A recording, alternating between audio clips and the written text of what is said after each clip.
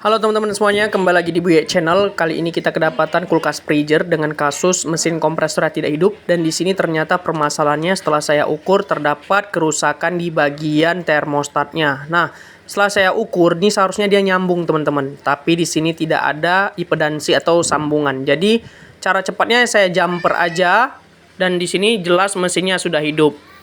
Berarti jelas yang membuat mesinnya ini tidak hidup karena tidak ada tegangan yang masuk ke kompresornya akibat termostatnya dia terputus teman-teman. Jadi tadi aku cok ya kan, kok nggak ada respon sama sekali. Dan sekarang sudah bagus, sudah panas. Jadi aku baca skematik diagramnya, kalian bisa lihat.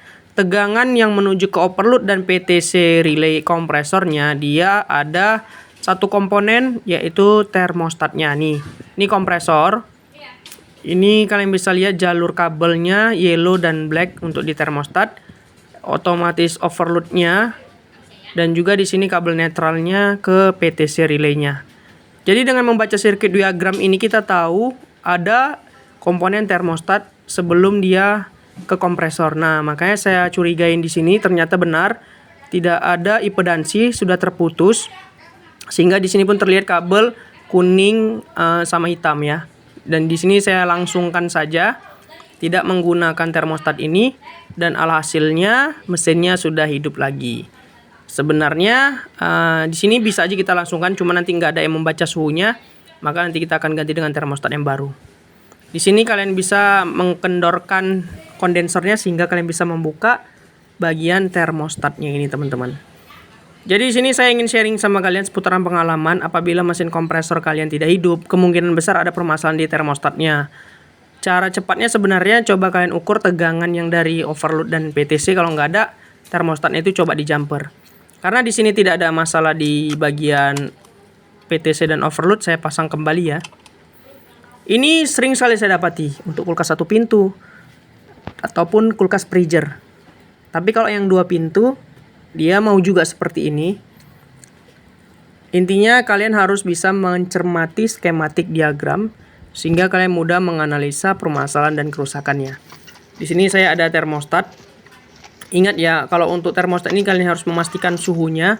Pastikan dia suhunya di kisaran minus 15 derajat.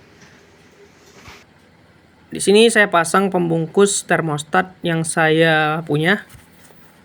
Saya akan buka yang lamanya dan saya pasang ke termostat yang akan saya pasang. Jadi pembungkus ini hanya sebagai untuk supaya suhu tetap terjaga, tidak terlampau cepat dingin sehingga mesin dapat bekerja secara optimal teman-teman.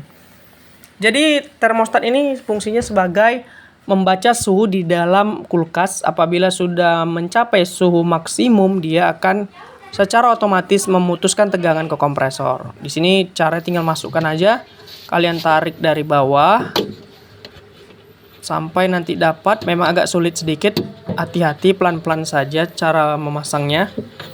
Jangan terburu-buru. Setelah dia keluar, kalian bisa cantolkan aja, ada tuh posisi dudukan termostatnya di kabel ininya lah, suhunya, sensor suhunya di situ kalian letakkan saja. Dan di sini kalian pasang kembali di box penutupnya. Ini dia box penutupnya. Nah, di sini langsung aja saya pasang. Tinggal saya cocokkan aja seperti saya bongkar. Tadi saya untuk pengecekan dan pembongkaran pertamanya tidak sempat merekamnya, tapi tidak melunturkan niat saya untuk berbagi terus kepada kalian seputaran permasalahan-permasalahan elektronik. Jadi ini tipsnya, apabila kulkas kalian kompresor tidak hidup, coba kalian cek di bagian termostat ini ya. Biasanya termostat ini harus bagusnya dia nyambung.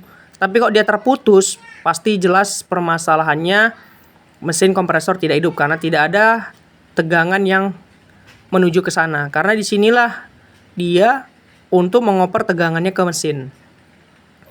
Nih saya pasang kembali. Jadi kalau untuk melepasnya kalian harus buka kondensornya ya. Ini dia baut kondensornya. Tadi ini saya lepaskan sebelah kiri dan sebelah kanannya sehingga dia bisa agak terjengat sedikit. Kita bisa buka box penutup termostatnya. Cukup simpel dan gampang kalau menurut saya. Cuman perlu ketelitian dan kehati-hatian saja. Jangan sampai terlalu kuat kita menariknya karena dapat mengakibatkan pipanya bisa bocor. Jadi itu mungkin yang dapat saya sampaikan apabila kulkas yang tidak dingin akibat mesin tidak hidup. Banyak asumsi kerusakan. Bisa jadi PTC relay dan overload, bisa jadi termostatnya. Intinya kalian harus pahami sistematik diagram kerjanya. Skematik gambar itu membantu kita menganalisa arah acuan kemana kita bisa memvonis kerusakan.